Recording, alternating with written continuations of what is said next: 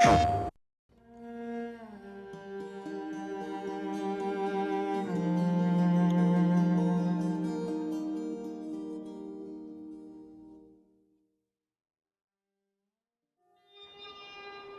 would they mow down all these people? You can't let everyone in. So they killed them?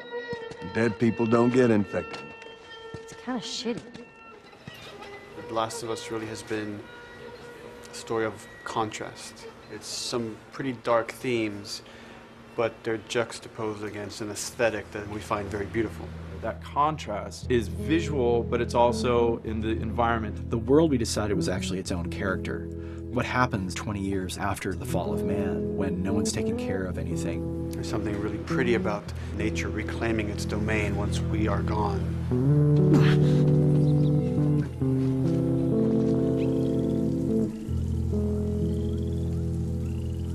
So everything we're doing in the environments is relating back to what you should be feeling in the story or what's happening to these characters. You as a player, you as Joel, you can look at these things and reflect about how much we've built and what we've lost.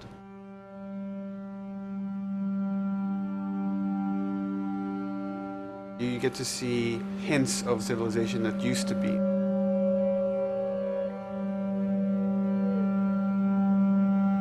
Each level has, a lighting artist, a modeler, and a texture artist, and we all work together. This was the block mesh that they gave me, and it's at the interior of a building.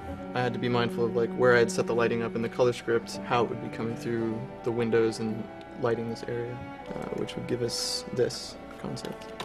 I keep everything on separate layers, so say if they don't want the guys in the concept, I can take them out, or if they don't want the closet there, I can take that out really easily. Keep everything really flexible. Well, Naughty Dog, we really try to cultivate a culture where anybody is encouraged to criticize anybody else's works. And we find that the more we do that, the better the game gets. We don't have a lot of meetings because most of the meetings are you and two other people hanging out at somebody's desk. If you need something to get done, you just go find that person and you talk to them about it. So, dude, I was actually trying to figure out right here, there should probably be some dead foliage.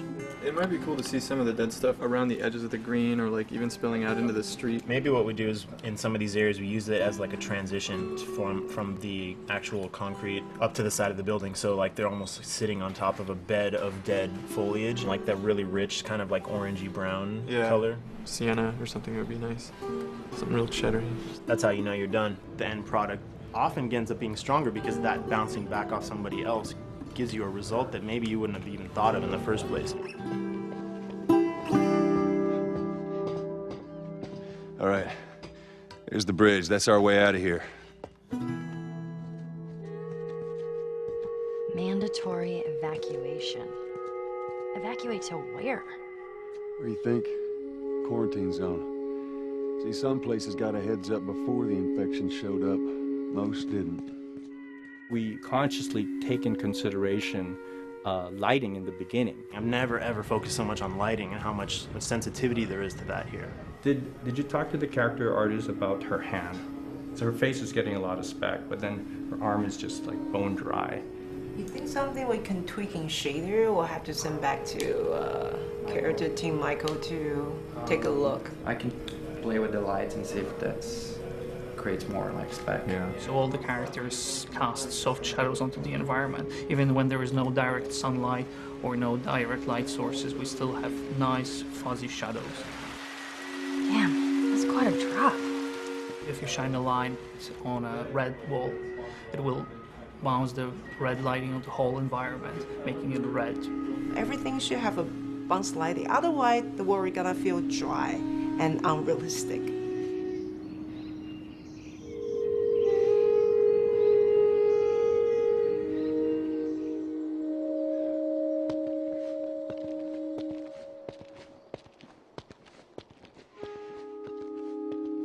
Once I finish the concept, they take it at 3D artists and lighters, VisFX guys, and they'll bring it into the game engine. They got the same sign, all the foliage, lighting. That's how it kind of translates from the color script to the finished game that you play. This way. If we cut through downtown, we can hit the Capitol building by sunrise. We hope. This engine is really driven in a way towards a very high level of cinematic control. Hopefully, if we achieve our goal, you'll see it is beautiful. There are these truly beautiful moments amid all this chaos and destruction.